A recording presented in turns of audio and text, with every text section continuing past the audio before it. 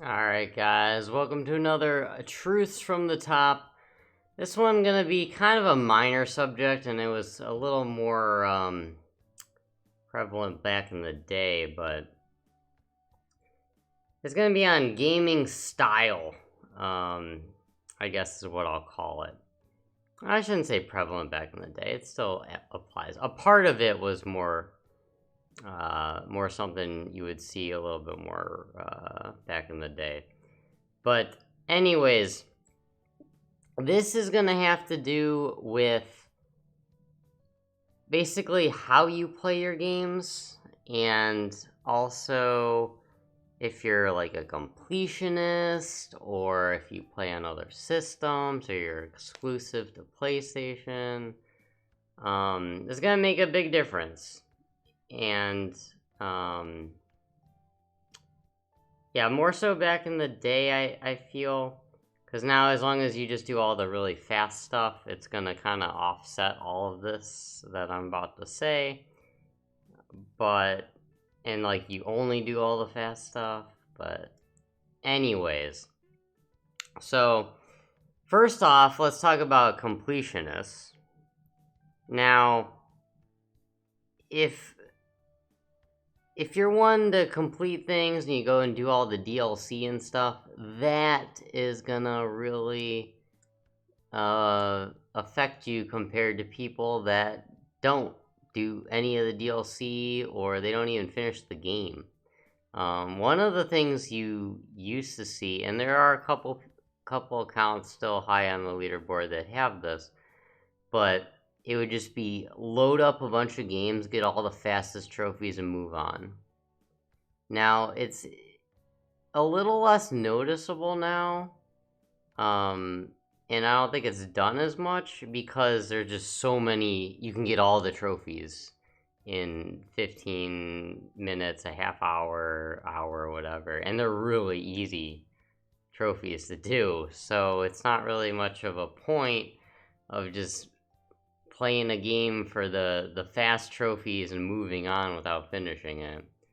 But sometimes you would see, again, more often before, accounts that would just load up they would just play a ton of different games, and like they would only finish the ones that were kind of fast, or they would just get all the trophies except for like the really long one trophy, and then just move on, compared to people that would try to finish it and plat everything. Was a kind of a I don't want to say not deal breaker, but it definitely gave people some distance. Now, also, too, percentage-wise, it's harder to tell, because if you just do all the fast 100% stuff, your completion percentage is just naturally going to be higher nowadays. I don't know. I'll go into more details of this stuff in a different series, and maybe not even a series, but just the state of the transition where trophies went. But yeah, that was one thing. And then some people don't do DLC. They just don't do the DLC. They get the plat and just never touch the game again. As opposed to, I'm sure some of you are aware, there is painful DLCs that take really long for very few trophies. And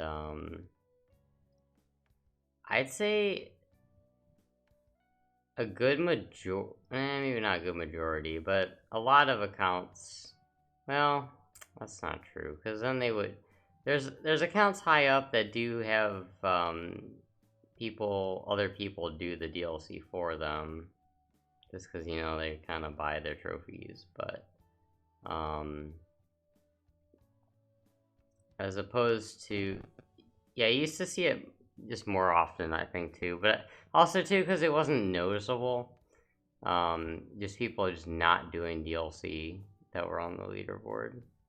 Because again, if it just came out and it was just a really long 100 hours for a couple of trophies, just not worth it for leaderboard purposes. Unless you're a completionist, then, or you really liked the game. But that has to do with the gaming style. That's why I guess I'm saying that. And then the other thing, along with gaming style, it kind of relates to the time factor as well. But that has to do with the if you play on other systems or you only play on PlayStation. And I feel like it doesn't matter as much now as long as you do all of the really fast stuff, but it's still gonna affect you. And also, because like me personally, since I started playing some stuff on Switch, man, the gap between me and someone else on the leaderboard just got really fairly big. And if I didn't ever play any of the Switch stuff and I played all of the fast stuff still and the medium stuff, I'd probably be ahead by now. I'm sure I would be. But yeah, that's a big factor too. If you only all your time goes to playing on PlayStation, as opposed to playing on some other thing that does not have trophies, that is also going to affect things. So I know definitely, I do know people that only play PlayStation, and but then I mean, like I said, there are people that just aren't legit on the leaderboard, not solo, so who knows what they're even doing. Heck, they might not even play video games. They might not even like them. You don't know. But there is that. And then, kind of going along with that, is if you play a game after you earned all the trophies. Also, another style of playing. If you really like the game, you should keep on playing it. But some people, I'm guilty of this at times, actually. I was guilty of this a lot. Just get the plat and just move on to the next game with trophies. Even if there's a lot more you could do in that game and you really enjoyed it, it's just like, oh, alright, we got it all. We got the plat, move on. And this is more so actually, I think, maybe nowadays. Because nowadays, a lot of the plats you can get without finishing the game. Back before, at least, it was you got to finish the game and like 100% the thing, and then you got your plat. So then it's kind of like, well, there's not too much left to do in this, so let's move on. But now it's quite common that you don't have to 100% things or whatnot. But yeah, so gaming style is what I'll call this, and it definitely gonna affect things. So if I left anything off on this, guys, let me know. Comment below, and with that being said, you can also follow me on my the links that I'll post in the description on Twitter, Twitch, things of that nature. And yeah, with that being said, everybody have a good night, good morning, enjoy your games. Thanks for watching. Hopefully I'll see you again next time. Goodbye, everybody.